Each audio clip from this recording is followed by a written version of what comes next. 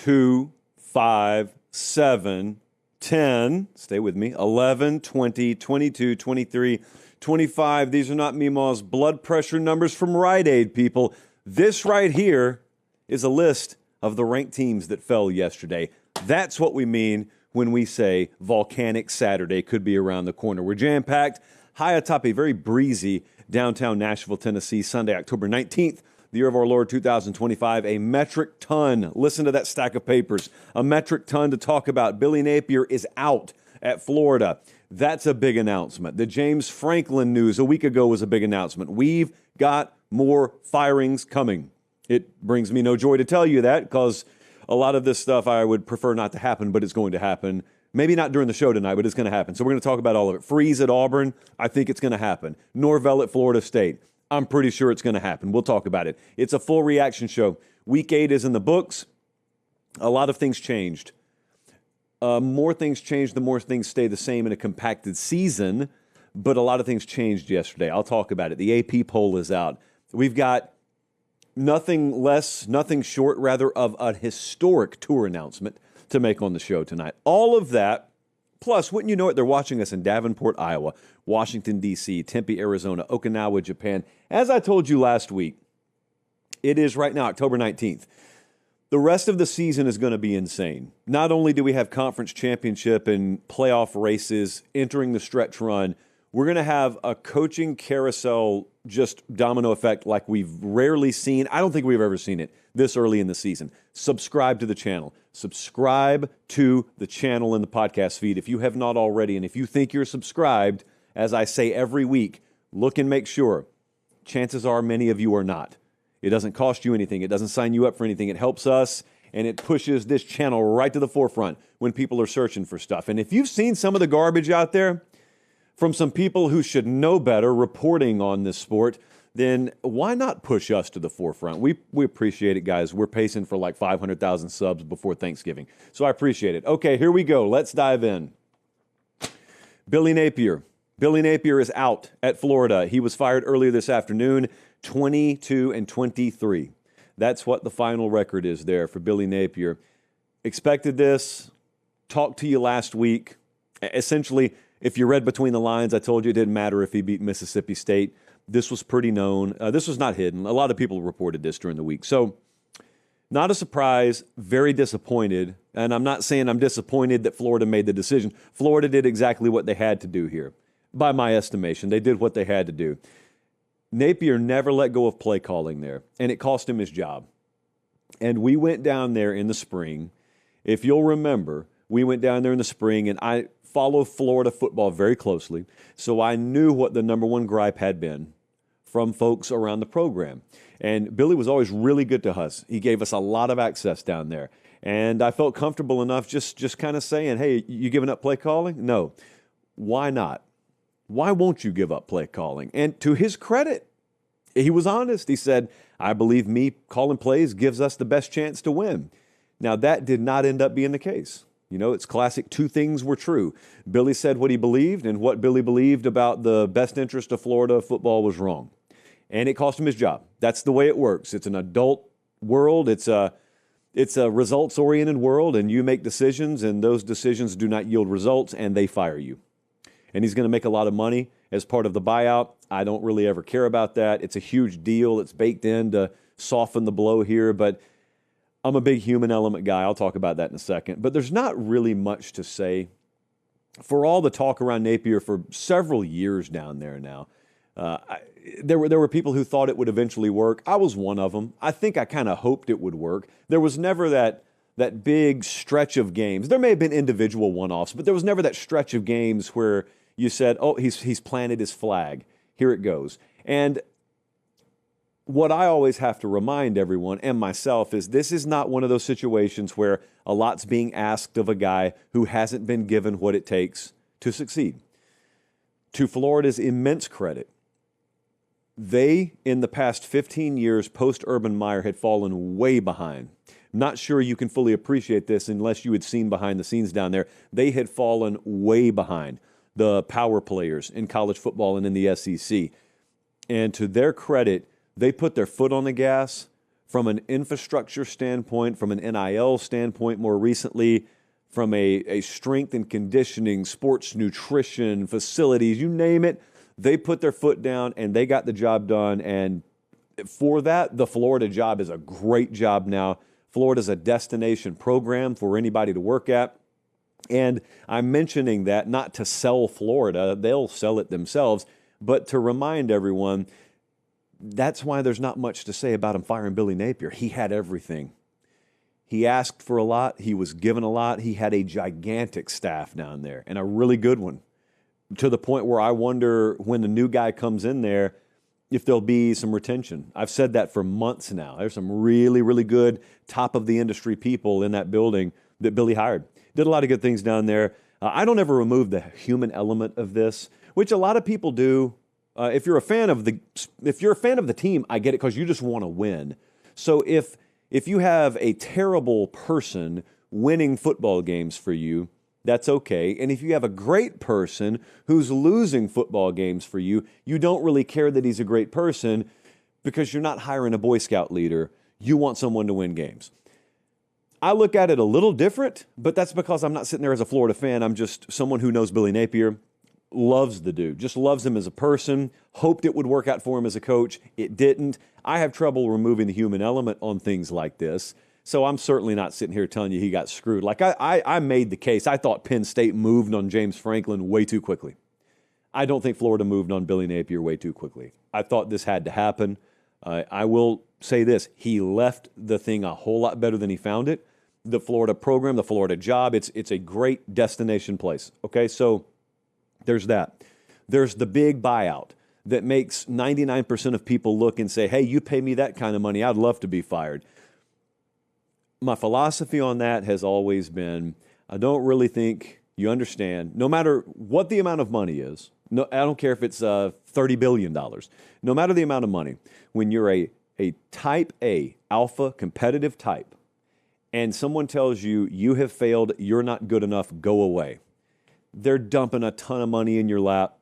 Wonderful, okay? It guts you. As a competitor, it guts you. And for the people who mockingly say, hey, you gut me all you want for that amount of money, you'll never be in position to make that kind of money because you have that attitude, is the way I've always looked at that. I used to be like that. Like, I know what I'm talking about because I used to say that about people. Well, you got a lot of money, so who cares? Who cares about the human element? Hey, man, I'm down here working in a fabric warehouse. I'd love to be a fired football coach. Monetarily, yeah, I'd love to have the bank account those guys have, but it comes at the cost, and only a real, like type A competitive type understands this. It comes at the cost of being told you failed, you're not good enough. And there is no amount of money that fills that hole. Why do you think these dudes jump right back into coaching? Is it because they burned through all their money? These dudes live very, very, very isolated lives. They can't possibly burn through all that money. It's because being told you're not good enough, being told you're a loser, because that's what they tell you when they're firing you, in not so many words, leaves a hole in you. So the reason I never fancy myself a journalist is because I openly root for the ones I know to succeed. I'll use this platform sometimes to do it. If that turns people off, I don't think it really turns many people off, but it does make people say that I duck criticizing them sometimes. No, I duck trashing them. I don't duck criticizing them. I guarantee you every show we've ever done is public here. We don't delete any of it. You go back and look at what we've said about Billy. There's a healthy amount of criticism there. What we're not going to do is spray paint Napier sucks on the brick facade of the set here. That's not what we're doing. We try and be more constructive with that. So there's the human element, and then there's the future element. Who is Florida going to hire? Probably Lane Kiffin. And then if he says no, then the search can continue. But I think their search begins and ends with Lane Kiffin. Now, I said that earlier today. Again, I don't think that's breaking news. I think that's being widely speculated, if not outright reported. And I had some people come at me and say, why would Lane leave Ole Miss? I don't know that he will. They continued. Who says Florida's a better job than Ole Miss? Well, I would say it's a better job than Ole Miss, but I wouldn't say it's a slam dunk. And what else I've learned, just kind of getting closer to coaching searches and knowing certain guys, is which job is better is very conditional to which guy you're talking to. There's, for example, a type of person who would only coach in the Big Ten. So to them, the Wisconsin job would be more desirable than the Florida job. Now, to you and I, just generic onlookers, we think that's insane. But that's because our priority may be different than that person. So Lane Kiffin, to reinsert him into the conversation for a second. Does Lane look at Florida the same way a normal person looks at Florida, juxtaposed to Ole Miss? A normal person would say the Florida job is better than the Ole Miss job. Does Lane Kiffin think that? He happens to have the Ole Miss job right now and is doing very good at Ole Miss and has been very, very, very vocal lately about feeling woven into the fabric of Oxford, Mississippi. I take him serious until proven otherwise. So I said last year that if that job came open, I thought Lane would crawl over broken glass to get it. I did feel that last year. I don't feel that as strongly this year, although I would still make him the favorite to be offered and accept the Florida job. But by no means do I think that's a slam dunk. By no means do I think that. And I've asked around. I haven't asked Lane because I don't ask guys about job-related things during the season. But I've asked around just to kind of gauge the temperature. I've asked a lot of agents about this. I've asked them, do you think in his heart of hearts, he 100% has an answer to that question right now? Some of them have said yes. Others have said no. So it's very much a wait and see. But yeah, I think that's a Lane Kiffin job. Don't overthink the room on that. And then if he says no, then you adjust. But the Florida job, I'm just telling you, if you've got any doubts, is very, very coveted. And there are a lot of guys who are probably thought to be pretty secure at their current locations that if offered the Florida job would really have to think about taking the Florida job. Not me, of course, because we're good at Pate State. But if we did take that job, it'd be a short drive down to Gainesville. No, that's a lie. It'd take like 10 hours to drive down there from Nashville. We could do it, fueled by Quick Trip. We could do it. We could make it down there. We made 2 stops yesterday. 2 stops. As it turns out. One of them was on the record. One of them was a little off the record covert trip. I'll talk about it later. But we went to Vanderbilt on the record yesterday. And the Vanderbilt game was amazing. And I say the Vanderbilt game because they controlled the whole thing. And we went right down the road here in Nashville, Tennessee, College Football City, USA, as of basically the last 2 years. And we watched it. LSU was in town. We watched Vandy, very, very pumped crowd over there. Amazing transformation in that stadium, by the way. For those of you who have gone to a Vandy game like 8 years ago, you need to revisit Commodore Stadium over there. You need to revisit Vanderbilt Stadium. Amazing looking. Very futuristic, too, at least in the end zones. So, Quick Trip fueled us, and we went there yesterday. I promised a historic tour announcement to start the show. And the historic tour announcement is, to my knowledge, I don't think we've ever gone to the same location back-to-back weeks. But trends are made to be broken. We are going back to Vanderbilt this week. Missouri in town against Vanderbilt.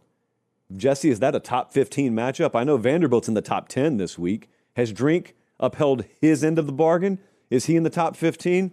Yes, he is. It's a top 15 matchup.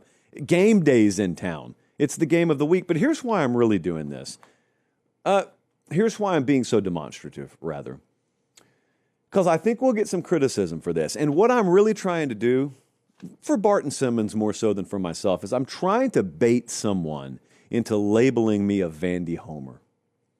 The allegations of Vanderbilt homerism, if I could get that floated my way, I would enjoy it. Because I will screenshot it to death, and I will send it over to that building, and I will just say, see? I told you no one had your back more than me. It was a great day yesterday. They made us want to come back. Let me put it that way.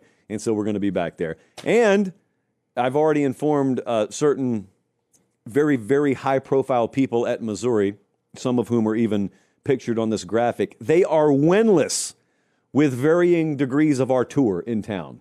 So something's got to give Saturday. Something's got to give. We'll see. Missouri in town. All right, let's continue.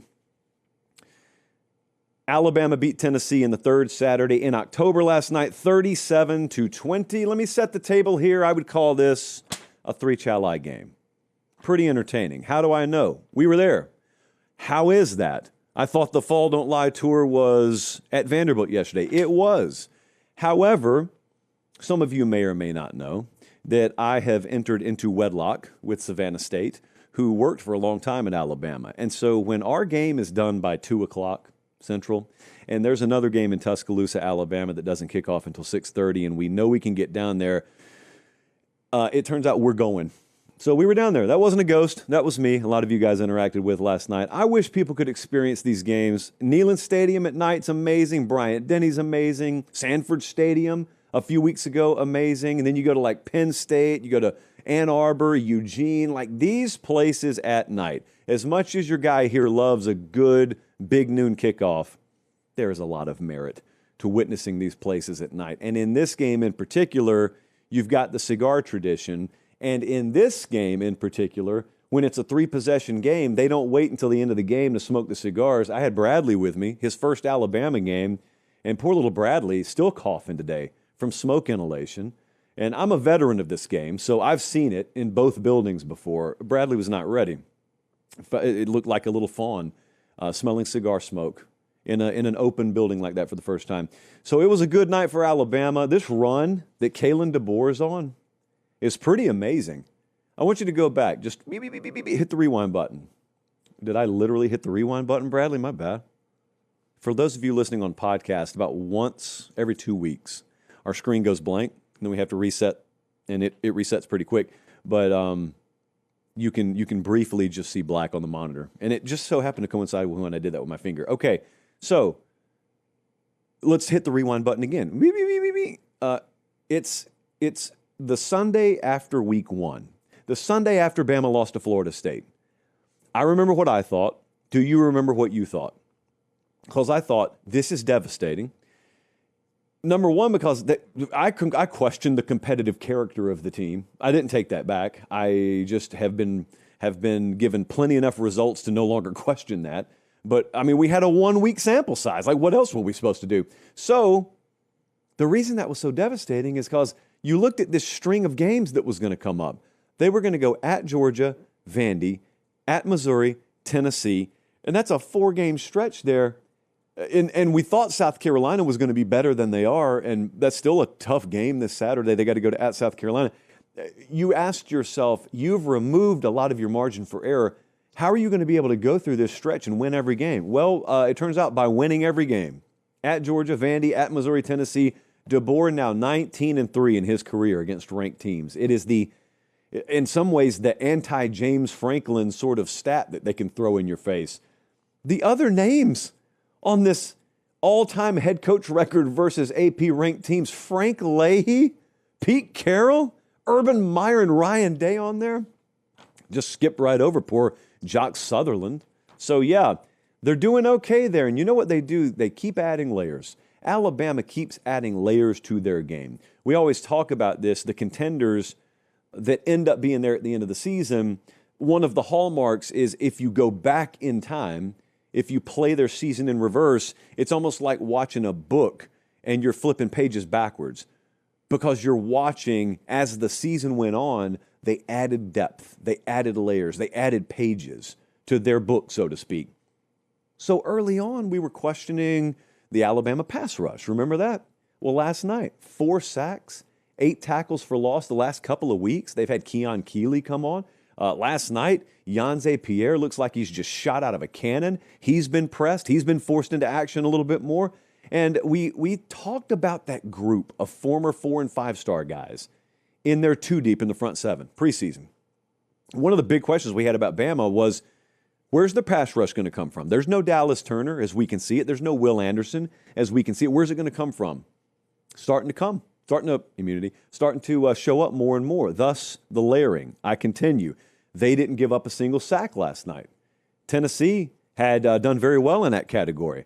And that offensive line, now, they weren't road graders. They weren't opening up gashes in the run game, but man, they, for the most part, gave Ty Simpson time to work. And then another layer that they started to add more and more, and continued last night, is they've sort of come out flat in second halves. The Georgia game, they needed a shutout in the second half because they didn't really score. Last week against Missouri, they didn't do a whole lot in the second half. Well, last night, they had 99 and 75-yard touchdown drives in the second half. So again, There was no one thing I just listed there that's like night and day different than what Alabama's been. They just keep adding layers.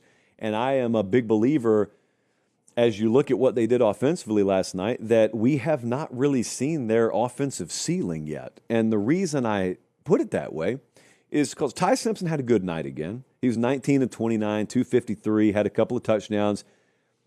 It's interesting, their longest play was 31 yards, but they had 11 plays of 15-plus yards. And they still couldn't run the ball traditionally. I mean, they have to scratch and claw to get 100 yards rushing. So there's no traditional ground game. Jeremy Bernard was their leading rusher, I think, Jesse. Yeah, he was their leading rusher. And yet still, the offensive numbers scale, which is really hard to do unless you got a heck of a quarterback, you got a really, really good stable of wide receivers, and they continue to be able to scale their production, even though they don't really have a great ground game. Ryan Williams last night, hands, catching the ball. I talked to Jamarcus Shepard after the game on the field there, wide receivers coach at Alabama. He said he didn't drop a ball all week. He didn't drop a ball in pregame until the last one we threw to him. He dropped it and then said, okay, let's go. He looked great last night. He didn't have a catch last week. And he looked great last night, but Latsier Brooks, young guy, he started to come on more and more. Rico Scott, one of the favorites of this show, has started to come on a little bit more. Again, just layers being added. So then you ask yourself, all right, well, what can the offense become? To me, the offense becomes whatever the ground game allows it to become. Now, without the ground game, we see the potential. With the ground game, which I don't think is showing up right now, but could theoretically probably wait until after the Carolina game and the bye week and then November to show up. That's really what will unlock the full potential of that offense to me. But with Tennessee, I was talking to some people last night on the sideline, and they said, do you kind of feel like something's missing from Tennessee? Not a bad game. Like offensively, it wasn't a bad game. There were some very bad decisions made, but it wasn't like they got stuffed or anything. But I said, yeah, I feel like something's missing. I think it's called your quarterback bailed on you after spring, and your old offensive coordinator turned out to be a bona fide head coach, a star head coach in the making in Alex Golesh. And two of those commodities have been plucked from that program the last couple of years, and you don't just blindly backfill there. I hate to be the bearer of bad news. You don't. So when we came into the season, I was a little down on Tennessee relative to the public, relative to Tennessee fans. And we're kind of sitting here in the balance right now of who's right, because they do have a more workable schedule. They always did. But this is kind of what my thinking was. And it was, there's certainly a defensive step back coming this year. And it's been a fairly substantial setback. And they've had a lot of injury, too, to deal with. But, I mean, Alex Golesh is just hard to replace. It's been a couple of years now, but he's hard to replace. Losing your quarterback after spring ball, it's hard. It's just hard to deal with that stuff. So what they haven't done is they haven't had that year where you blend a great offense and a great defense. We had the Hendon Hooker year and great offense, defense, And then you got like the Joe Milton year, and you got last year where defense was great. But this year's the year where I could use the dominant defense, and it's not there necessarily. So one thing before we move on here, it was a great atmosphere last night. Unbelievable atmosphere. I mean, I don't know how you get much better for Alabama just in terms of like recruiting and spectacle and stuff like that. But as great as that was, I was listening to the post game last night. I was listening to Kalen DeBoer talk about how after the Missouri game, they didn't really even need to talk about the 24-hour rule. You know, that's the rule where when you win a game, you get to enjoy it for 24 hours, then you move on. Well, he said last night, we didn't really even have to enforce it. We went up there and beat Missouri, but guys were already locked in. They were ready to go for this Tennessee game. Well, buddy, I was around them a fair amount last night. They celebrated that Tennessee game. They don't have a bye next week. They go to South Carolina. And that's the last game in this string of games. And that's the one that's going to be overlooked because South Carolina has struggled mightily as of late. And they're off the radar, and October is canceled. Well, let me just remind you of something. Alabama, as a double-digit favorite on the road, has been terrible. Okay? This is my national championship pick. So I cannot have this happen. So if anyone needs to doubt them, I'll suck it up. I'll doubt him. You got a bye week on deck. still a little banged up. You're going on the road. Obvious wounded animal spot for the home underdog here. You're a double-digit favorite. Teams have victimized you multiple times already in DeBoer's tenure at Alabama. So I think Cocktober is canceled, but Cocktober could come right back to life Saturday. Okay, by my calendar, it's still going to be October, thus Cocktober. You're going to play in Columbia. They need to save their season. Let's just be careful. How about that? Next up, very entertaining game here. Georgia 43, Ole Miss 35. I got to call this a four-chali game. I mean, I applaud with the paper pops. You got to cut the head off the snake. It's the number one rule about Georgia football on this show. We try and preach it over and over and over again. It does not matter how vulnerable they look. It does not matter how gettable Georgia looks. It does not matter how off their vintage pace they may look. You have got to take the snake and cut the head off. Just clean cut. Or else it's going to continue to bite you. And it looked for all the world like Ole Miss was en route to doing it yesterday, except they didn't. They hit it with the shovel, but it was an uneven, and they didn't quite hit it flush, and there's Georgia just biting you in the end. It's a reminder of what I admire so much about Kirby Smart. Many, many things I admire about Kirby. One of the most important things is they are so comfortable no matter what uncomfortable position you put them in. Old school Kirby Smart Georgia teams want to suffocate you, and they're very comfortable playing these defensive slugfest, and that is just not the MO of this team this year. And to be honest, that's kind of not the direction college football has gone. And you've got your depth edge that's evaporated a little bit, so you can't just roll out second stringers that are going to go on to play on Sunday. Some third stringer is going to go on to play on Sunday. So what do you have?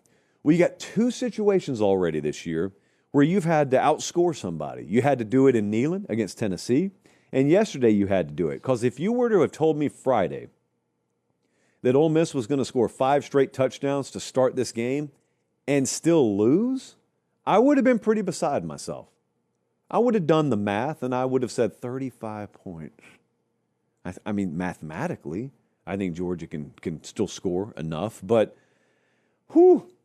Now, I will say this. Going back and watching this game, I think there was a lot of criticism of the defensive game plan here from Kirby and Glenn Schumann. I think they knew what they were doing, which is a shocker, I know. I just think they put together a game plan that demanded a game of the year performance from Gunnar Stockton, and they got it. So they knew, man, with the way they played Ole Miss, they knew, number one, we're going to take away the run, which they did. Ole Miss had 24 carries for 88 yards. That's a season low for them. They were going to trade off giving Ole Miss some stuff underneath, and they did, and Ole Miss got theirs. And you're probably going to give up some scores when you do that, but you're going to make them sustain drives. You're going to limit the possessions. But in turn, you got to have your quarterback go off. And, buddy, he was 26 of 31 for 289, another 59 on the ground. He had 5 touchdowns, 84% completion percentage. And think about a Georgia fan watching that less than 24 hours after they watched Carson Beck toss 4 picks for Miami. Had to be a very, very weird fever dream, I know. But Georgia also ran it 49 times for 221 yards. So it was a very high-scoring game, but in the end, what I said in the game preview kind of played out. It was one of those we are Georgia moments. It was one of those we just got to remind you sometimes who we are and what we do. Now, in the past, that would have meant Ole Miss just gets completely crowbarred. Well, that's not this Georgia team. But what this Georgia team can still do is they can still rectify the areas that they needed to. So take yourself back to spring. Again, woo, woo, woo, woo, woo, woo, woo, rewind button. The two things that Georgia's season would hinge upon. What did we say? Number one, they were not all that great defensively last year, stopping the run. Well, they held Ole Miss under 100 in this game. And number two, they themselves could not run the ball worth anything last year. Well, they ran it for 221 yards in this game. Plenty good enough, as it turns out. I've been waiting for more tight end involvement from them, by the way. And yesterday, Lawson Lucky had as many catches in this game as he had all season. And Oscar Delp, I think, had 4 as well. So that's wonderful. But this drive chart's wild.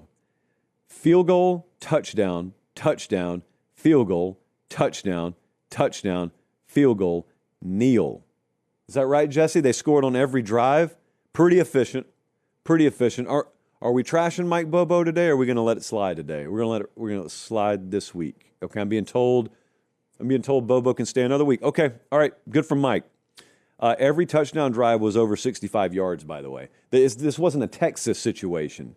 Texas had one touchdown yesterday. It was like 7 yards. No, Georgia did it the harder way.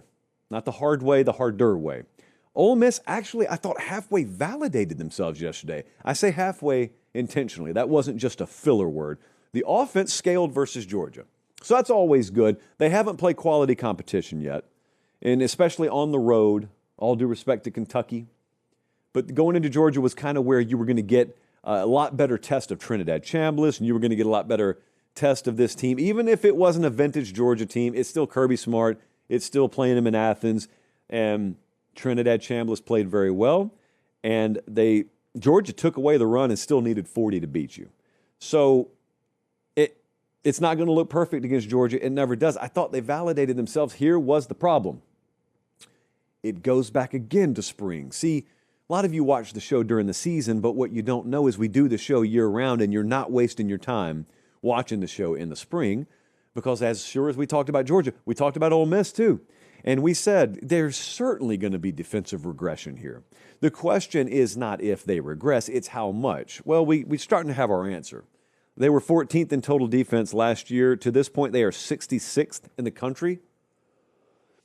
They're a dangerous team because they can score. They're a vulnerable team because they can be scored upon, and that's not the only team in the SEC I could describe like that right now.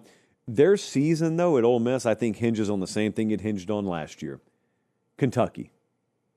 Now, you may think to yourself, that makes no sense. They already played Kentucky. Yeah, I know.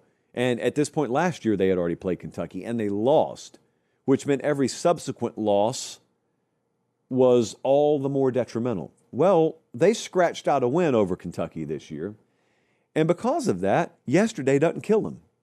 Now, think about yesterday within the context of having lost to Kentucky.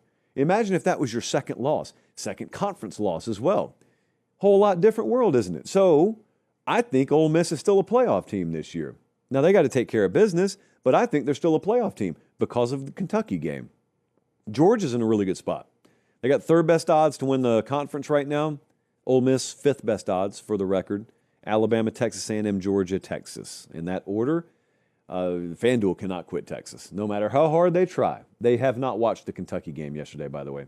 So Georgia's 4-1 in the SEC right now. Their remaining conference opponents, remember their schedule's a little different. They got Florida, interim head coach. They got at Mississippi State, and then they got Texas in Athens on November 15th, and then they're done with conference play. They got Charlotte and Georgia Tech, final 2 weeks. Just got to peak at the right time. Just got to peak at the right time. Remember, I know this Georgia team looks far from dominant, far from invincible. Ohio State lost 2 games in the regular season last year and got red hot, and then they were unbeatable. Get hot, stay healthy, and then peak at the right time. And shop at Academy. Those are my keys for Georgia. The latter portion also a key for you. So holiday shopping coming up, Christmas shopping coming up. There's also holidays around Christmas. We don't shy away from Christmas shopping around here. And so if you're looking for some early stocking stuffer ideas, or you couldn't care less about December, you need something in the here and now, Academy's got you covered. Outdoor sporting goods supplies, of course. They've got clothing there. They've got camping. They've got grilling. They've got almost anything under the sun. And if you can't get there in person, academy.com, got you hooked up. They've been a longtime supporter of our show. We eternally appreciate them. A little golf clap every now and then. You can also get golf equipment at Academy. A lot of people watching right now. Got about 14,000 or so tuned in live. I thank you. And I ask on behalf of everyone here at Pate State, just make sure you are subscribed to the channel because this is college football all year. Taking a sip of water so as to avoid the pregnant pause without explanation on the podcast. And we continue. So, a lot of games to get to. I'm going to talk about Hugh Freeze in a little while. I'm going to talk about Mike Norvell in a little while. But in the meantime, Notre Dame beat USC again, 34-24. Really entertaining game. I would put 3.5 Chali on this game. It kind of read out like song lyrics to me. I have written down here, bright sunshine or pouring rain, LA or South Bend, Notre Dame will be Notre Dame, and USC can't do much about it. Now, it doesn't rhyme, but I think set to the right tune, it perfectly encapsulates what we saw yesterday. Notre Dame was in survival mode. USC was in statement mode. Remember, the stance I took last week was that Michigan win's not a statement. That was just a good, solid performance. It was very, very welcome. But the statement would be going on the road. Nasty, rainy conditions, more physical team, 2 time zones away, maybe 3. Go beat Notre Dame. That's the statement. And we ended up getting nearly the exact game we predicted. And if you don't believe me, Bradley has evidence. Roll it, Bradley. Until further notice, the edge that the Notre Dames of the world have on you is they're bigger and faster and stronger than you. They're deeper than you. They're tougher than you. Just all the stuff that you read on the back of the college football cereal box. That's the edge that Notre Dame has on you. And the thing that sucks about that is they're going to say it about you until you prove otherwise. Yesterday, USC, with an opportunity to prove otherwise, gives up 44 carries for 306 yards, 3 touchdowns. So, I mean, that's not quite a quarter of a mile, but Notre Dame ran all day. Southern Cal, 29 carries for 68 yards. They're very banged up at the tailback position, but not every team is what they're going to be in week 1. And I think Notre Dame's a perfect encapsulation of that. So Notre Dame played Miami week 1. They fought them to the wire. They lost. They had a bye in week 2. They played A&M in week 3. They had a shootout with them. Played them to the wire. Lost. Then the big question became, all right, well, are they going to just string off some wins now against anonymous teams, but we don't really know who they are? Are they going to get their act together but also win these games? And since it's not against quality competition, we don't know who they are. Well, to me, yesterday was the most solid indication yet that a couple of things can kind of be valid. They deserve criticism for losing the early games. They deserve credit for scheduling those games and then criticism for losing them. I guess that's a better way to put it. But, I mean, if you can't see improvement defensively as of late from Notre Dame, if you can't see that as a team the performance level is scaling a bit, I don't think you're watching Notre Dame. And by the way, it's not like C.J. Carr went off in this game. He had 136 passing yards. It was raining. It was a rainstorm. 1 touchdown, 1 pick. But if Notre Dame can put up those kind of rushing numbers, Notre Dame's going to be okay. Notre Dame's going to be in any game they play. It's yet another team, and I'm mentioning this with a few of them tonight. It's another team where I don't particularly care how they looked in September. I care, but I don't care to the extent that that's the book on them. Bad teams, yeah, that's the book on them. They'll never get better. This is an elite coaching staff. It's a very, very good collection of talent. And it's potentially a very multifaceted team. A lot of different ways to beat you. So if they peak at the right time, if they continue to surge here and continue to add layers to themselves, they'll be okay. They'll be a player. Remember, they've been there before. They were there in that championship game last year, so they get more and more dangerous as the weeks go on. They don't have a bunch of landmines on their schedule. I'm not the biggest fan of the way it's set up. That doesn't matter, because if Notre Dame is the real deal, they'll make the playoff, and then they'll face playoff caliber teams. So that all solves itself. This is kind of where USC should be, if you really think about it. This is a very, it's a very nuanced opinion. This is not where you should be. What is it, his 5th year? Jesse, 4th or 5th year for Lincoln? You should be further along this deep into a head coach's tenure. Full stop. All right, gavel comes down on that statement. We start a new statement. But if you acknowledge that Lincoln acknowledged his shortcomings last year, before last season, and he did the whole reset button, and he hired new personnel, and he instituted this whole new philosophy, and then they went and got Chad, ironically from Notre Dame, Chad Bowden to be the general manager there, and you're in the middle of a reset out there, then it should take a little while. Now, the $1 million question was always, will the fan base have the patience? Because I kind of said, all right, if you're willing to hit the reset button 3 or 4 years in, you got to give another 2 years. If you accept that philosophy, then they're right where they should be. Mayaba was okay yesterday, 22 of 42 for 328, 2 touchdowns, but he also threw 2 picks, kind of like they did last year. They can't be balanced enough because they could not run the ball, and defensive personnel is not ready for this yet. That makes sense. That's where they should be. Now, you keep stacking a different caliber of athlete out there, and maybe that's different next year. Their last 4 drives, they couldn't finish. Interception, fumble, turnover on downs, interception. So that makes sense. It's a really good reality check for where you are. It makes sense. It's not a conference game. Your season's not over. You got Oregon, Nebraska, Northwestern, Iowa, and UCLA. You got 5 conference games left. You're a one-loss team out there. All your goals are still in front of you, just like Notre Dame. I think Notre Dame's goals are still in front of them. It is my opinion that if Notre Dame wins out, they're in the playoff. Not everyone shares that opinion, but okay. Bigger question, not only do they win these final 5 games, do they continue ascending as they play the final 5 games? Their toughest remaining opponent, by our estimation, is at Pitt. But again, it's college football 2025, so anything can happen. We continue. Oh, I forgot. Kind of got to talk about Brian Kelly too, don't we? I was at Vanderbilt yesterday. 31-24, Vandy beats LSU as a favorite. Vandy played like a favorite. Vandy ends up winning the game. We were at the game. We were fueled by Quick Trip every step of the way. Drove a whole 1.5 miles to get over there. It is so important to use proper context on this game. So firstly, let's give it 3.5 Chali. Very fun environment, very entertaining.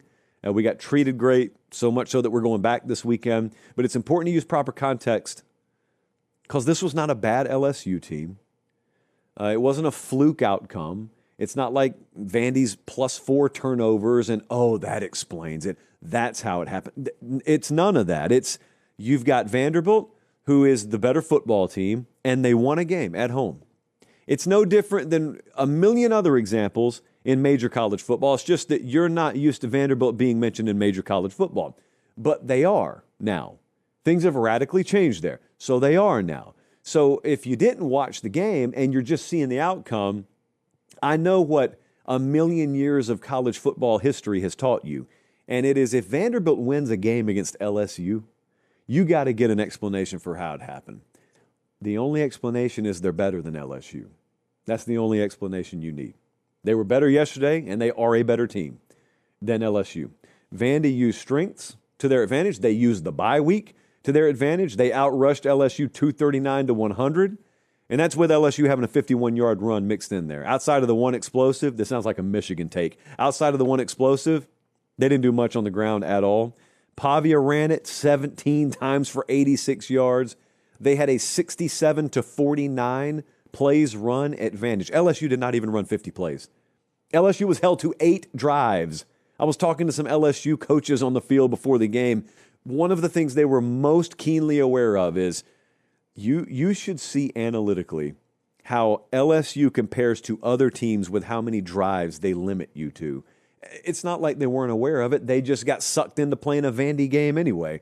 And Vandy, outside of those 2 red zone turnovers against Alabama, and those count, but like if you flip any of that, this could be an undefeated team. They've got a very clear identity. They are physical. They are a high-quality SEC team right now. They are a threat to go to Atlanta. They are a threat to make the college football playoff. They've got Missouri coming into town this weekend. College game day is in Nashville. The Fall Don't Lie Tour is in Nashville. Do you know what it's like to finally have a top 10 team in our backyard where we don't have to get on an airplane and go all over the country? It's phenomenal. So thank you, Clark Lee. Thank you, Barton Simmons. And thank you, everyone else over there. I would name everybody in the building, but actually we can go as long as we want to on the show, but still, it would be irresponsible. I'm going to talk about Brian Kelly in a second. But look, LSU's offense is what it is. It's pretty inexcusable. I thought a couple of years ago they had Jaden Daniels down there, and LSU not being able to play competent defense was just so inexcusable because it's LSU. Well, then they got that fixed by hiring American hero Blake Baker. Although defense sprung a leak a time or two yesterday, Diego Pavia will do these things to you. But by and large, they can't run the ball. Outside of last week, which turned out to be just a blip on the radar screen, a little faint heartbeat of success running the ball against South Carolina, they've had nothing. They had one explosive run yesterday and otherwise could do nothing on the ground, which led to inconsistency, which led to imbalance, which led to, here we go again, Garrett Nussmeier trying to do too much because he's being asked to do too much. And he's far less than 100%. Anybody's naked eye, or as Meemaw would say, can see this.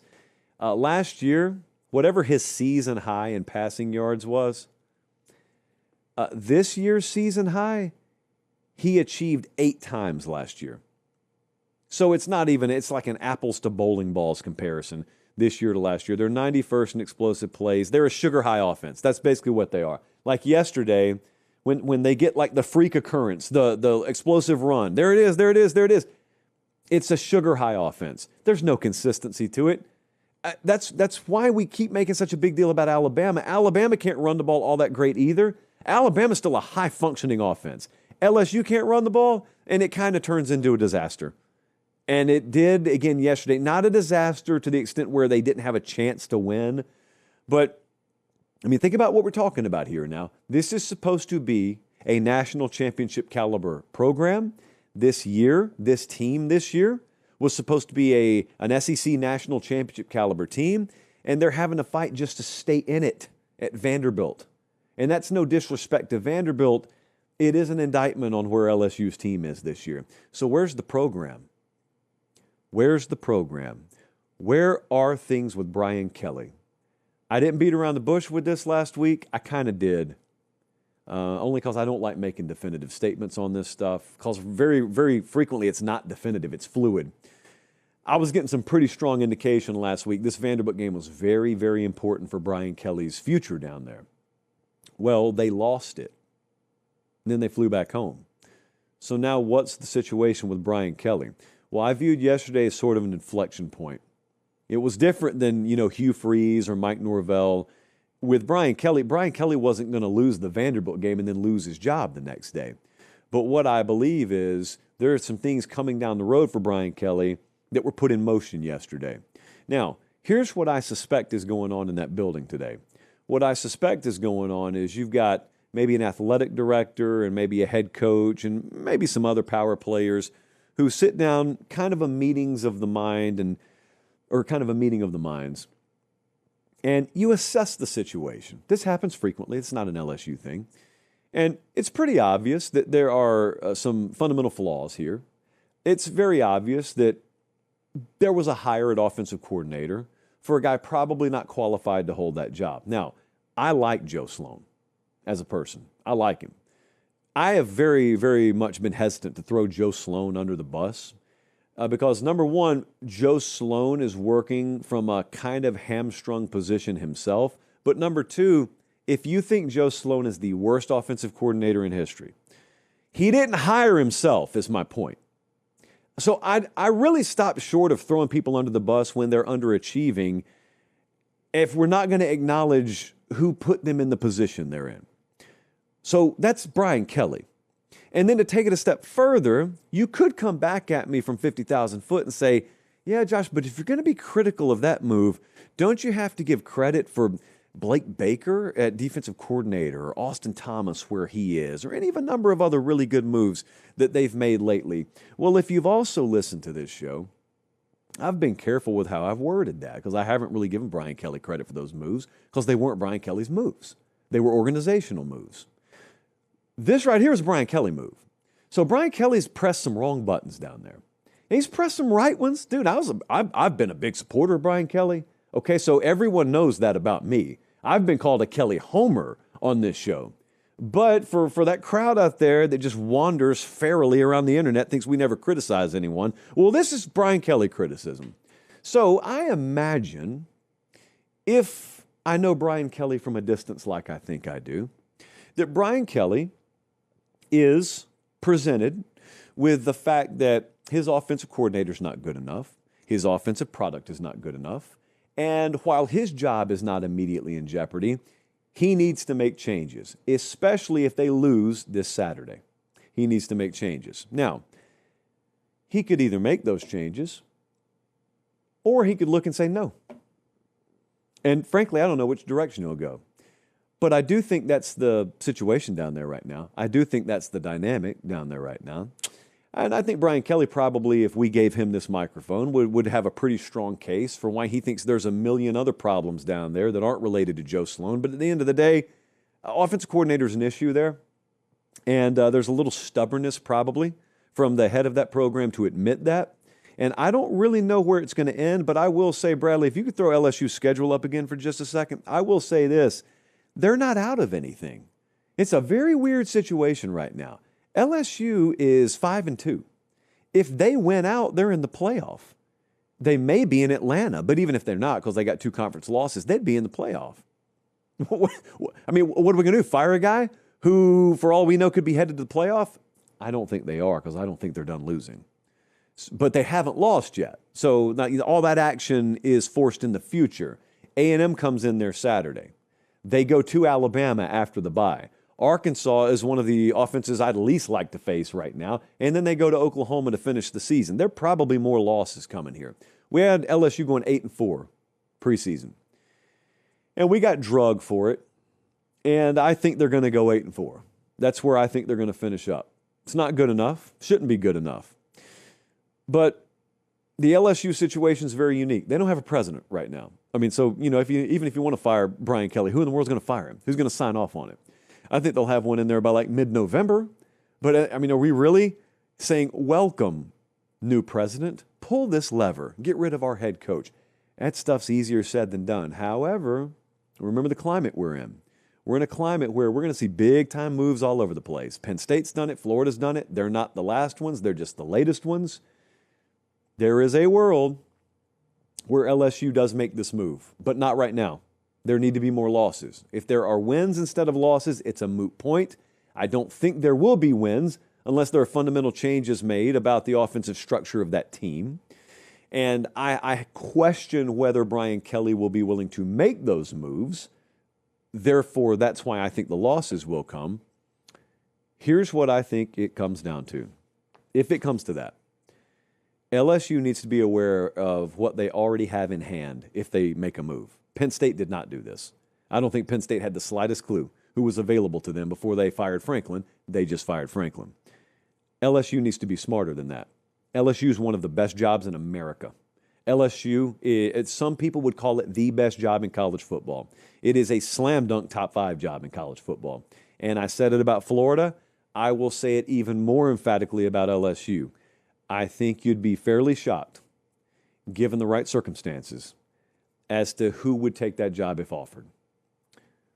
It's not open right now, and they're 5-2. With their destiny, their playoff destinies in their own hands. But it's very shaky times down in Baton Rouge right now. Candidly, just speaking honestly here, it is good for business at Pate State when LSU wins. LSU is the reason this show exists like it does. I've told the story about 2019 many times. So when it comes time to be critical of LSU, I never shy away from it. And it is for a selfish reason, because I badly want LSU to win, And I will not lie and pretend like everything's okay when it's not. Everything's not okay at LSU. It hasn't been for a while. I question the long-term sustainability. That's what I question. Let's move on. Speaking of, it's that kind of show. It's still October. It's that kind of show. I don't know how late you stayed up last night, but I was sitting in an airport terminal in Tuscaloosa until the wee hours of the morning waiting for weather to move through, and that is where I watched Stanford beat Florida State. What? Yes, ladies and gentlemen. Florida State, the team that drug Alabama in week 1, is now 3-4.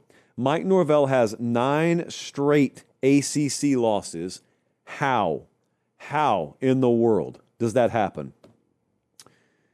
Pete Nakos, roaming the halls earlier today here in this very building, said earlier decision makers are holding informal calls to discuss Mike Norvell's future.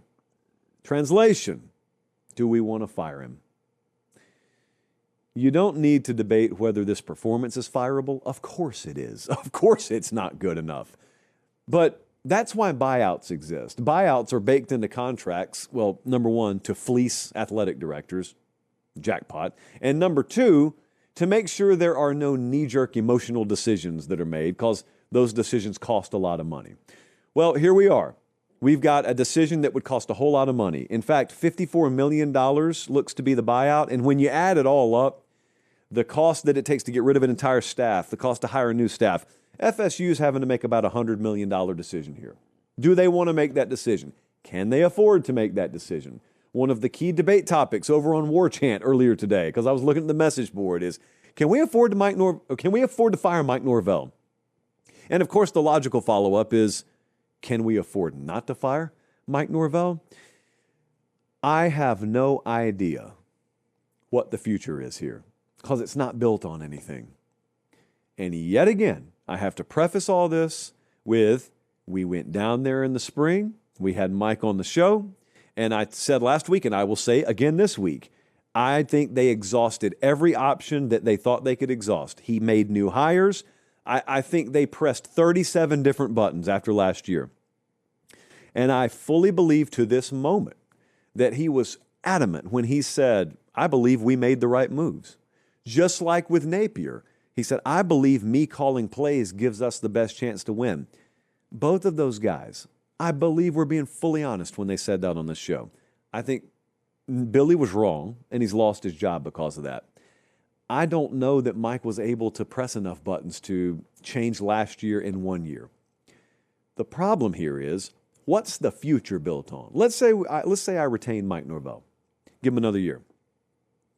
What am I giving him another year to do? I know my donors aren't going to invest in NIL because they already have, and this is what we've got. And we don't have a future built on in-house recruiting. We've got a future built on the portal. We're just going to portal every year. So there's really no sustainable model here. And I have the one result in 2023. It looks to clearly be the outlier. 2022, he went 10-3.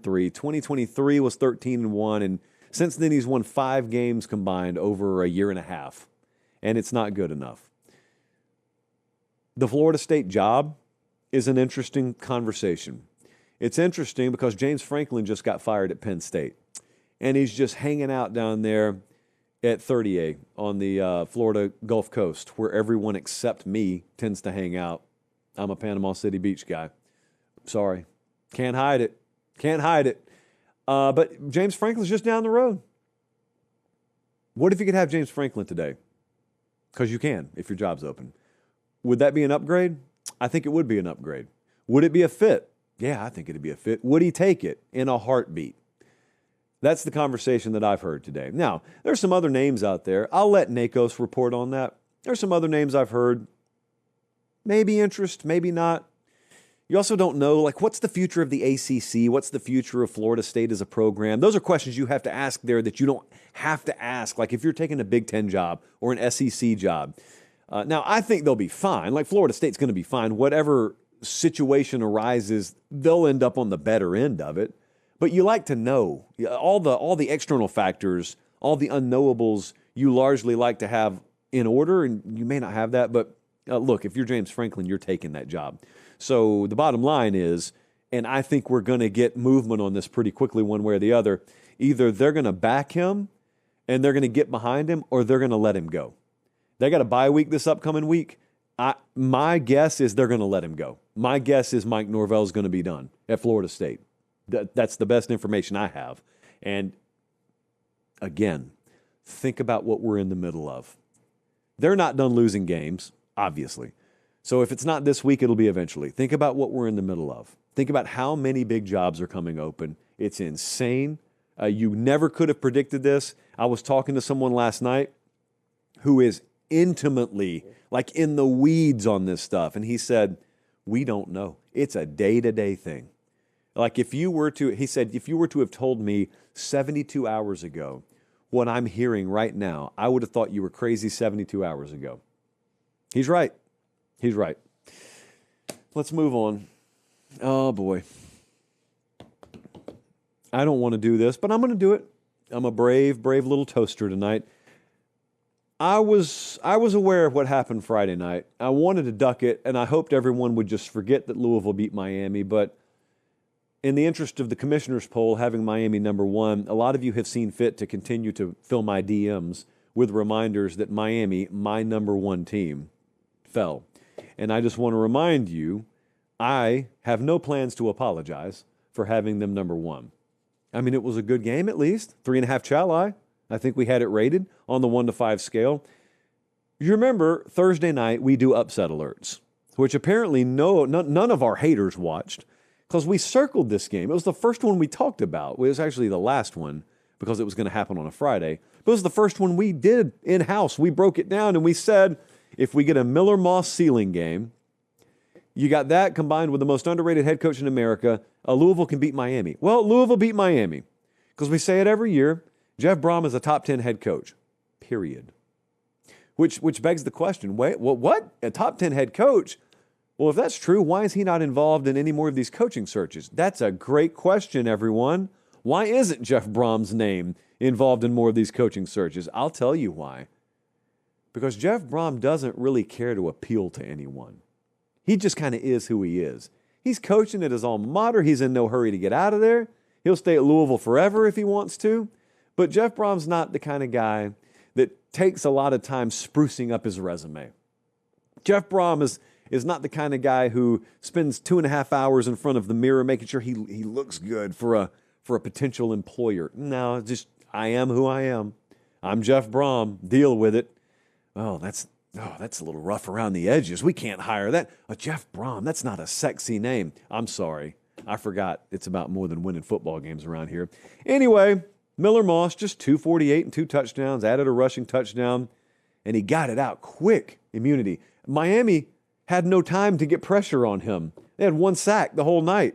It is snap, hold, throw. It works. As it turns out, it works. Huge game from Chris Bell here. Their number one wide receiver, which I want you to store that in the back of your mind. As Miami gets down the road, you know they may face Ryan Williams, they may face Jeremiah Smith, they may face Mario Craver, KC Concepcion. Just lets you know what a stud receiver can do against that secondary, so keep that in mind. I thought Miami was a toolbox offense. Those are those offenses where we think they have multiple ways they can beat you. They ran the ball good against Notre Dame. They ran it against Florida. They got shut down against Louisville, 2.6 yards per carry. It's kind of like an LSU game. They couldn't run it, therefore they had to ask the quarterback to do too much, and Carson Beck threw interceptions all night. Could have thrown more. Threw 4 of them, could have thrown more. The one thing I hated watching Miami last year was Cam Ward. But not Cam Ward. What I hated was watching everyone wait for him to do something. When you got enough elite athletes, there ought to be a different guy that pops off the screen every week. And last year, that wasn't the case. And a little bit the other night, I felt like that watching Miami. So it's 1 loss. Everything's still in front of them. And it could be good for them. But I'm not going to say it will be good for them because they have to make that decision. They're 104th in penalties this year. They were 120th last year. So that's popping up again. This is, I think, the best team they've had. It's the collection that has the best potential that Mario has had. Let me put it that way. But a lot of people were throwing this tweet in my face that I posted a couple of weeks ago after the Florida State game. I said, no team in the country looks like Miami. And they thought that I was going to backtrack on that. No team does look like Miami physically. I've watched them play. I've stood there and watched Ohio State from 15 feet away. I've watched Miami. Miami's got freak shows all over the place. So does Ohio State. Ohio State's not taking a big back seat. I'm just saying Miami's insane. Looking and playing are 2 different things. That's why I didn't say there's no team that's as good as Miami. I said there's no team that looks like Miami. They're going to say that's wordplay. I know what they're going to say. That's an indictment on them to look like that, the whole Tarzan Jane thing, to look like that and still give me those results. See, that's where Ohio State gets you because Ohio State's not having those games, at least this year so far. Ohio State just goes and puts the pillow over everyone's face. And Miami's like, Louisville, Friday night? Okay, I guess we'll show up. So there's a ways to go down there. A ways to go. They removed a little bit of my trust. That's what they did. You know what I trust? Flex Power. Because Flex Power yesterday, they joined us at the Vanderbilt game. We gave away a Flex Power generator yesterday to one lucky Vanderbilt Commodore tailgater. They had to answer 3 trivia questions. They nailed it, and we gave them a Flex Power generator. We appreciate them. We actually had an LSU fan come up and say, I cranked the generator in front of her. She said, that thing's quiet. I said, yeah, it sure is. Quietest on the market. I wasn't qualified to say that, but it turns out I was right. Those things are really, really effective, really easy to use. And if you're out there tailgating, you need one. If you live in a place where it ever storms, and judging by our audience, like 100% of you do, you need a backup generator. In fact, I call it my primary generator, not even my backup. My old one is now my backup. Go to myflexpower.com/Josh Pate. They'll take care of all your needs. Some of these needs you don't even know you have, but they are needs indeed. Let's continue. I have it. The AP poll, it's out. And good on the AP poll. I've got some criticisms here, but good on the AP poll because it looks more and more like the commissioner's poll every week. And aside from Miami, that little snafu having them number 1 last week, that's a good thing. Generally a good thing. So Michigan's number 25, huh? Yesterday, no sooner had they disposed of Washington before our boy Taylor Lewan texted me, we may be back. You may be. You're back in the AP poll there. Not dead quite yet, 5-2. So we'll see. Arizona State's 24. Big win for them against Texas Tech. Illinois, Texas, and Cincinnati, 23, 22, 21. Look, I know that you have to judge these teams relatively. Texas was horrific looking yesterday, but they won. They won. I'll get to that game in a little while. They won. I want to say but. Okay, that means Texas shouldn't be in the top 10 or 15. 22 is probably still right for them. But trust me, when I first saw Texas was ranked 22, I could have sworn that I was going to lobby for teams to be over them. I got one. What about Navy? I got to be honest with you. I'm not doing the commissioner's poll until Thursday. I got to give a very, very close look at Navy. Navy's looking good, man. And Navy, I know comparison-wise, like we're going to do the strength of schedule thing, and I know that their best win, even some of these teams with losses, they still have a better win than Navy's best win. I get all that, but I think the AP had them like 28th or 29th. I'm going to give a solid look at Navy. What about LSU dropping 10 spots to number 20? Is that fair? Is that right? Probably not if you believe in Vanderbilt's ranking. However, I don't think the AP believes in Vanderbilt's ranking. So I believe that LSU gets punished a little bit more for losing to Vanderbilt than they would have been had they lost to Notre Dame or Miami or someone like that.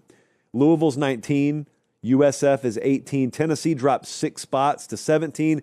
Virginia is 16. Virginia is kind of quiet right now. They are in prime position to go to the ACC championship game. I just want everyone to realize that. Missouri's at 15, and here's a team I want to talk about. Texas Tech is at 14th. They dropped 7 spots because they took their backup quarterback on the road and lost to Arizona State yesterday. Now, I don't have a problem with them dropping. I want you to pay attention to what this could mean. A lot of times what we find is as we get later and later in the season, the AP voter thinking is pretty much in line with the playoff committee thinking. If that tracks this year, then you're starting to see an indication of what the Big 12 is in their mind. Because Texas Tech has been the best team in the Big 12. Okay, they lose a game yesterday. Very competitive on the road. It's a one-possession game. And they dropped 7 spots. So they're now behind Oklahoma. They're behind Vanderbilt. They're behind Miami. They're behind a lot of these teams. And is that the perception of the Big 12? That's just a little question to keep in mind as we keep on going. Because the other thing to look at, so Oklahoma's 13th. Think about Notre Dame and BYU, 12 and 11, respectively. Notre Dame's a 2-loss team, and they're right behind Brigham Young. Brigham Young's undefeated. They're up 4 spots. So that's basically the message. You got to be undefeated in the Big 12 right now to sniff the top 10. And otherwise, we're going to have 2 lost power teams right there on your heels. I think that's the perception of the Big 12. Vandy is a top 10 team for the first time since 1941. And by the way, who could forget that 41 Vandy team?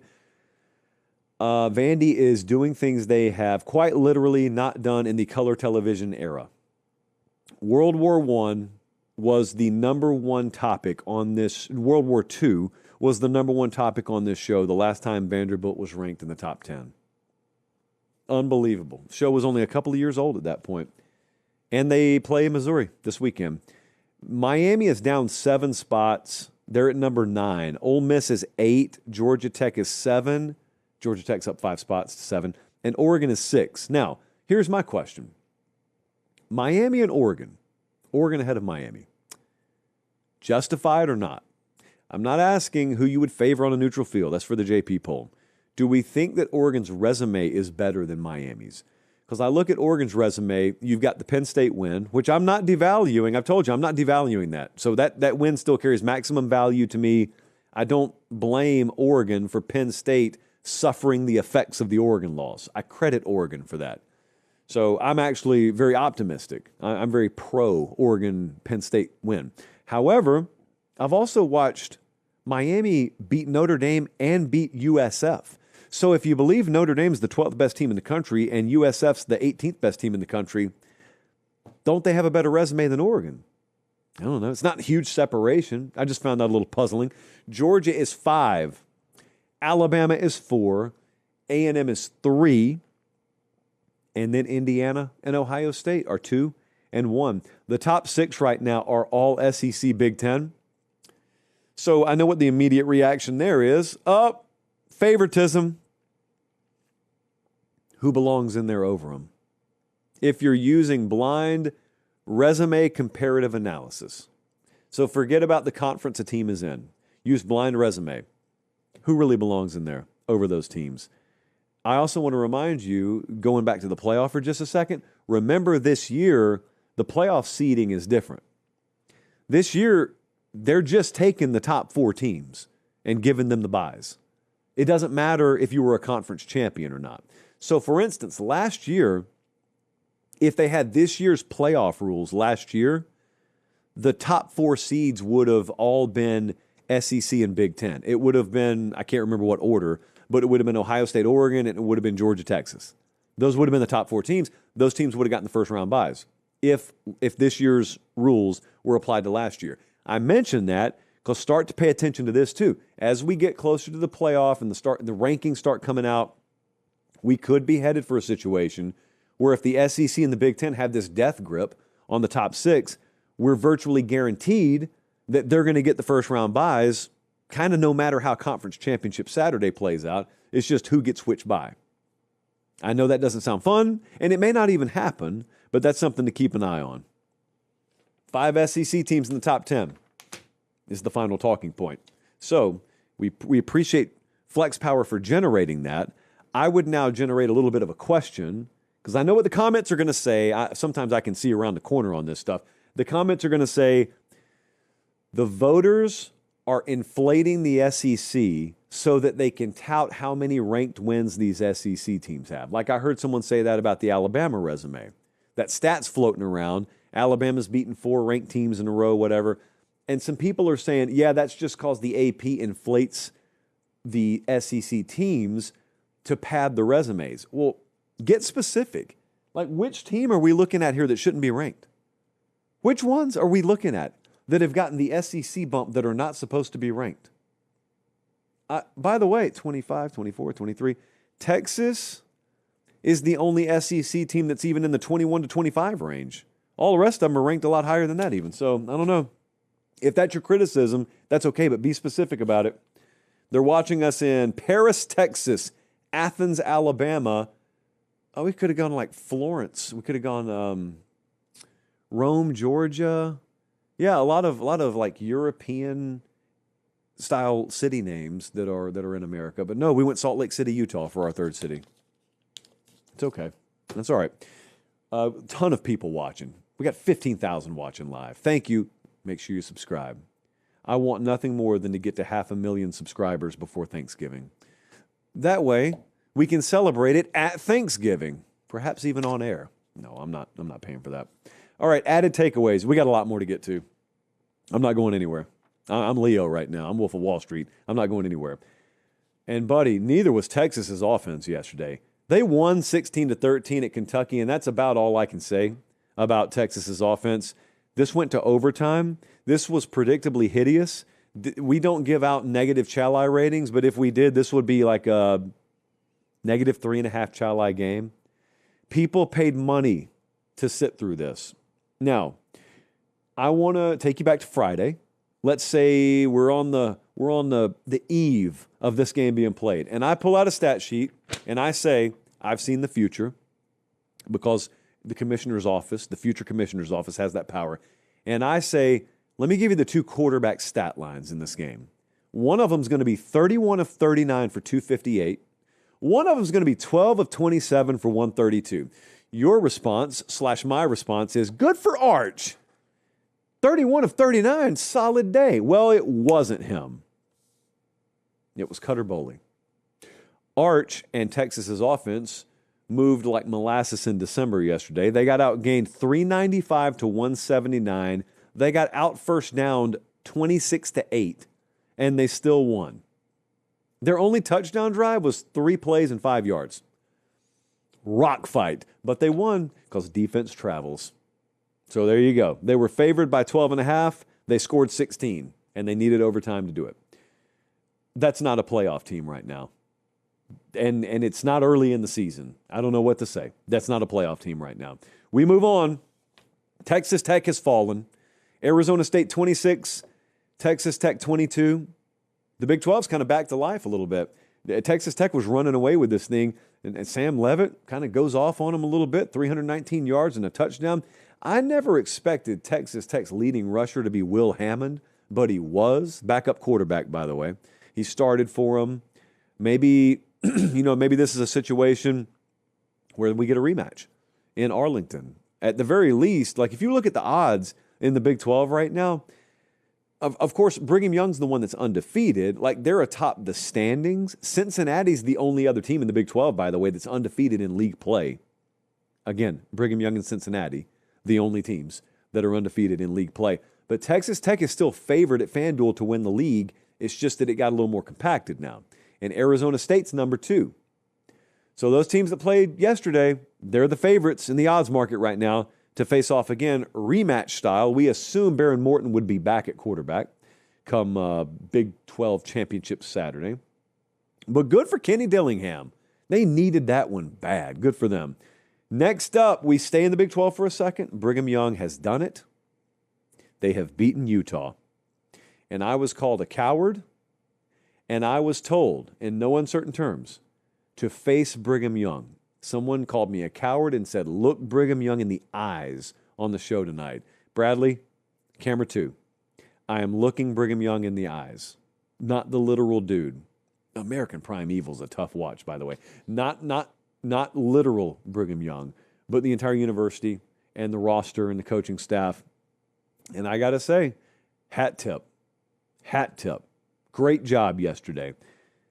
This was the moment of legitimacy for this team. Not the program, not Kalani Sitake. They've long since announced their arrival to the college football world. But I don't think through any fault of my own, myself and a lot of people looked at that lineup of games so far and said, yeah, the Utah game will show us if you're for real. Well, they ran it for 200. They're for real.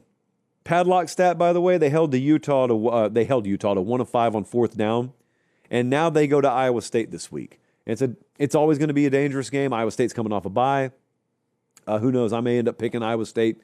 So at this point, I don't think Brigham Young wants you picking them anyway. But yeah, they got the job done. They are still undefeated, and on they roll. They have to play Iowa State. They got to play Texas Tech, TCU, Cincinnati. It's a very backloaded schedule. But see, Utah was part of that backloaded schedule, and they already won one of those games. So let's see if they can keep it rolling. Next up, Texas A&M needed 45 to beat Arkansas. There were over 1,000 total yards in this game. A&M's needed to do that twice this year. The Notre Dame game, they needed it. Dissom, they needed it. Then they won a couple of slugfests in the meantime. So they've won a ton of different ways this year. Look, credit Texas A&M. I'm telling you, Arkansas is a very dangerous team to play right now. I am watching them. Most of America's not watching them. They already fired their head coach. But see, the performance is upgraded. So Bobby Petrino is just empty in the chamber right now. There are conspiracy theories that he kind of bottled all this up to wait until he got the interim tag, and now he's unloading and whatever. That would just add to the lure of Bobby Petrino. But they're a dangerous team right now. They're not good, like their record's bad. But if you're just watching them, you could pretend Arkansas is 6-1, and the performance would make sense. They took Tennessee to the wire. They just took A&M to the wire. Hugh Freeze and Auburn have to go play them Saturday in Fayetteville because they don't call it Fayetteville. They call it Fayetteville around Auburn, Alabama. And the angel of death, Bobby Petrino, has the following options in his future. He's got Auburn this Saturday. He could run Hugh Freeze out of town. Then he's got Mississippi State. They go to LSU. He could end up spelling the end for Brian Kelly. He goes to Texas. He could knock Texas out of the playoff picture. He's got Missouri at the end of the year. He could do the same thing with Missouri. Bobby Petrino could completely obliterate the entire landscape of the SEC. Again, crazy. Next up, I think if you look it on my finger, you kind of know. Normally when I've got a Post-it on my finger, it's not a good thing. Minnesota beat Nebraska Friday night, 24-6. 24-6. We heard Matt Rule's name. Matt Rule's name. That was the chorus throughout all of last week. Matt Rule and the Penn State job. And then the only chorus we get after Minnesota blanks Nebraska is the fact that they are the Sarah McLachlan special. 29 rushes for 36 yards. That's what Nebraska managed on the road against P.J. Fleck and company. Dylan Raiola sacked 9 times. Darius Taylor alone outrushed Nebraska by about 400%. Nebraska held to 3 of 12 on third down. The drive chart is so sad. 3 and out. Field goal, 3 and out. Field goal, this is where it goes downhill. It's halftime. Punt, 3 and out. Punt, turnover on downs. And that's it.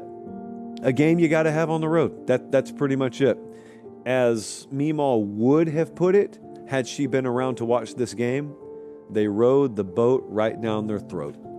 Nebraska, inexplicably, unexpectedly, goes from my playoff bracket to this week's Sarah McLachlan special. This game deserves not another second of talk, except to say congratulations to Minnesota. Congratulations. Anytime you deal out the Sarah McLachlan special, you deserve congrats.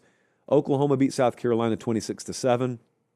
And the one question on every American's mind is Cocktober canceled? And to that I say probably, but not definitely, because that's the thing about Cocktober. It's like a bear attack. It sneaks up on you when you least suspect it. So watch out this Saturday, Alabama. Oklahoma had a 100-yard rusher, huh? That's great news. Unexpected news, but great news. John Mateer was enough. I was worried about this game for Oklahoma. Okay, so 26-7 to have breathing room, that's a great thing for them. South Carolina, the spring fears have been realized. All the stuff that I was scared of, there was not enough depth in the wide receiver rooms. Sellers was going to have to do it himself. Defensive regression was almost imminent. Yeah, it's all there. Sellers was sacked 6 times yesterday, and that's just not fun noise. Just not a fun vibe around the program right now. That was kind of the one, like if they were going to pull the nose up on the season that was taking a dive, that was the game they kind of had to have, and the season just keeps diving. It just keeps diving. Let me take one more sip of water right quick. I had to yell a lot yesterday to be heard. So we got to make sure we moisturize the vocal cords, because we're doing so far so good this year. Normally I've lost my voice by now. Jesse, I know what I have in front of me. Okay. So 2 weeks ago when I came on air and I said it has occurred to me via Savannah State that a lot of you have babies, bebes, as she would call them, and they need clothes. And we're all about clothing children around here through the Pate State store. And I said, hey, I don't know anything about baby outfits, but we are putting them in the Pate State store. And so we got Little Freights, the Pate State Little Freights collection, and we put some onesies in there. And then I went to sleep. And I woke up and it was our bestseller. And now some of you have ordered these shirts and these onesies, and they have arrived, and you're starting to send us pictures of your children wearing the Little Freights merchandise. Now, firstly, always put an emoji over your kid's face, because we don't want to be showing the children's faces. And so protect the anonymity, and therefore we can show it on air. Look at this. Do you know how many pictures we're getting like this? That was just one of them. But that's a little animated baby that we made for the advertisement. These are real babies, or bebes. So we appreciate it. And I would also highly encourage you not just to check out the onesies, but that shirt, I should have brought it in. Alex sent me some samples. I don't fit in them, but she sent me some samples. That white T-shirt we have that says nap time, not on third down, is great. Some are calling it the best infant, what do we call it, Jesse? Just like infant wear? Some of the best infant wear of the modern age. Not my words. Sources say. Let's continue. I wonder what sources say about this. I have like 1 billion DMs right now and emails and questions about Hugh Freeze and Auburn. And the answer is, it's not going great. I believe Auburn's going to end up moving on from Hugh Freeze. They lost to Missouri in overtime last night. Now, what's stupid about college football is there are people who will allow their opinion of a coach to swing over the span of 4 quarters. Like last night, had Auburn hit a game-winning field goal instead of Missouri scoring in overtime, there are people who would say Hugh Freeze he's okay, and he's won like 1 or 2 botched officiating decisions from being like 6-1 or something like that. But since they lost last night, that same person says fire him. Well, he's either qualified for the job or he's not. He's either good enough for the job or he's not. And I question a couple of things here specifically. So I question what Hugh Freeze is questioning, because I keep listening to him, and I want to give him every benefit of the doubt, because I really want Hugh Freeze to win at Auburn, because Michael Bratton flat out said Hugh Freeze was going to fail 2 years ago, and I adamantly defended Freeze. And this is going to be a loss for me, I think. It's going to be a win for SEC Mike. It's going to be a loss for Pate State. So we got to schedule a home and home so I can get my get back, because I think I'm going to lose on Hugh Freeze. Hugh Freeze keeps questioning the mentality of his team and questioning the toughness and questioning the quarterback and the decision-making. And it sounds like a guy who just inherited a team and he's in year 1. I'm listening to it and I'm thinking, don't you control all this? The mentality of the team, it's your team. It's your organization. Does the attitude of a team and the mentality of a team and the roster, not in an ideal world, reflect that of its head coach? So again, if we're in the first year and you're coaching someone else's guys, like if it's DeBoer last year and he were to have inherited a mess from Saban, he'd have reason. You inherited a mess from Brian Harsin. You had reason to say that in year 1 or year 2. This is year 3. And in case you don't take my word for it, take your own words for it. Hugh Freeze rolled into Atlanta for SEC Media Days and just flat out said, the expectations for us, we should be expected to contend for the college football playoff. He said it voluntarily. I was sitting right there with Kublik. I said, wow, credit him for being honest about that. But man, is that going to get thrown back in his face if it goes sideways this year. And we weren't hearing good things in fall camp. And you watch Jackson Arnold play now, and you listen to what Hugh Freeze says on the record. You get the behind-the-scenes stuff, and they're so unhappy with it. And I'm like, you picked him. You went and got him because you hadn't developed one of your own in-house. You got him. And don't be telling me there was no one available. Dude, Fran Brown went and got Angeli, and Mendoza landed at Indiana. Auburn could have had those kids. They chose Jackson Arnold. They chose wrong. You got a mentally weak team? Those are paraphrased words. Hugh Freeze hasn't outright said that, but he's questioned several different aspects that make me say, if you can't solve those, if you're Hugh Freeze, multi-year head coach at Auburn, and the mentality of the team sucks, and they're mentally weak, and they can't finish games, they can't find ways to win, and the quarterback position's a disaster, well, if you can't solve that stuff, what are you my head coach for? And I think a lot of Auburn fans feel that way, and they should feel that way. This is, again, the 3rd year, Not the first year, not even the second year. I, more than anyone, was willing to grant him a grace period. I used this microphone several times to say you need to respect the rebuild that they've got on their hands down there. This is not Kalen DeBoer inheriting Alabama. This is the antithesis of that. This is the total inverse of that. I've had other coaches tell me, hey, that job Hugh's got to do at Auburn, that's going to take a couple of years. I fully respected that. It's year 3. It's year 3 and it's not working. And I'd say the same thing here that I said about Florida State. Like, what am I building towards? What's the future? Now, unlike Florida State, they've recruited well. They've recruited very well. So, I'm not willing to punt on the talent roster there. I still, look, I've got places down deep here where I still believe Hugh can get it done, but it doesn't matter what I believe. It matters what's happening. The results are what matter. And I'm not sure they're done losing this year. And that's in a vacuum. Here's what else we know. What else we know is there's a guy by the name of John Summerall just sitting at Tulane who I think would take this job and who I think would kill it here. And so as much as I say the Florida search probably begins and ends with Lane Kiffin, like you got to find out, is he going to take the job? There's no need to overthink the room here either. Like John Summerall is going to get a major job, whether it's the Auburn job and he wins at Auburn or whether it's another job and he beats Auburn for a long time. He's going to get a big job somewhere. And if I'm an Auburn fan, I'm sitting there, on one hand, I'm just thinking about what I feel about my program right now. But if you didn't like the job Hugh Freeze was doing, but there was no other qualified candidate out there, you'd say, hey, we're kind of stuck with this for a little while. Let's give it some time. Let's see how it plays out. But there are quality candidates out there. And that's the whole flip side of it. It's, all right, I don't like what this says, and then I flip this over, and I love what that potentially could mean for me. So that's the great catwalk that we're balancing on right now. They go to Arkansas this Saturday, and I'm a believer that yesterday kind of sealed Hugh Freeze's fate, but we didn't see any action today. I don't expect any action on Monday, which is tomorrow as we're live. If it goes south at Arkansas, I would expect action immediately. That's the intel I've gotten. I think we've done more hot seat talk on this one show tonight than I've done in the entire past year combined.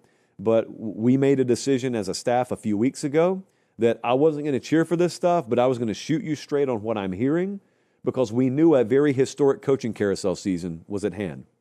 This is what I'm hearing about the Auburn job. I think that everything's on the line with that Arkansas game Saturday. I don't agree with that particular approach because if a guy is the wrong guy for your job, he's the wrong guy before that game kicks off. And if he's the right guy for your job, 4 quarters of football doesn't change that. So I never agree with that approach, but I think that's kind of where we are. We don't have odds on this, thankfully, but FanDuel does have odds on everything else because they are the exclusive odds provider of our show. We eternally appreciate them for that. You can go look like we were showing you the Big 12 odds right now. Updated odds, you can go bet them.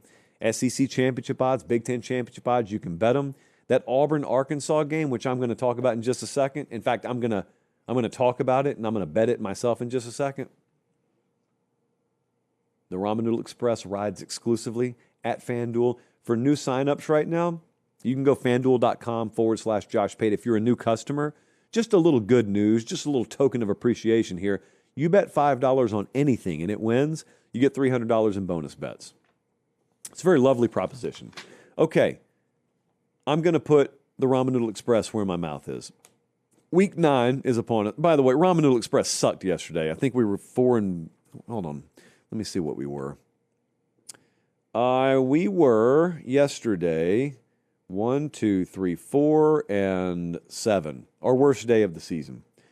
But we had winning weeks the last 2 weeks. So we're still above 500. We still have a winning year.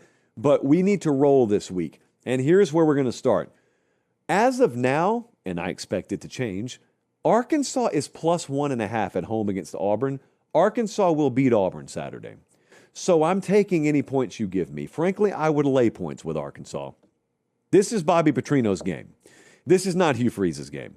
This is an 11 a.m. kickoff for the Auburn Tigers in Northwest Arkansas. It couldn't be set up any worse. Give me Arkansas plus 1.5. Give me Arkansas money line. I'll take it. That's our first, but not last, best bet of the week. Okay, hour 34 I thought was a pretty succinct amount of time to get what we got in on the show tonight. Make sure you're subscribed, and if you've got friends out there, make sure you spread the word about the show. But even if they don't want to watch, just take their phone and make sure they subscribe. That's it. That's all. That helps us more than anything that you could possibly imagine. So we appreciate you guys. We'll be back Tuesday, full game predictions for week 9, and who knows what else could happen between now and then on the coaching front. But we'll be watching it. We'll be following it all. For Director Bradley, for Producer Jesse, I'm Josh Pate. Take care. Have a great start to your week, and God bless.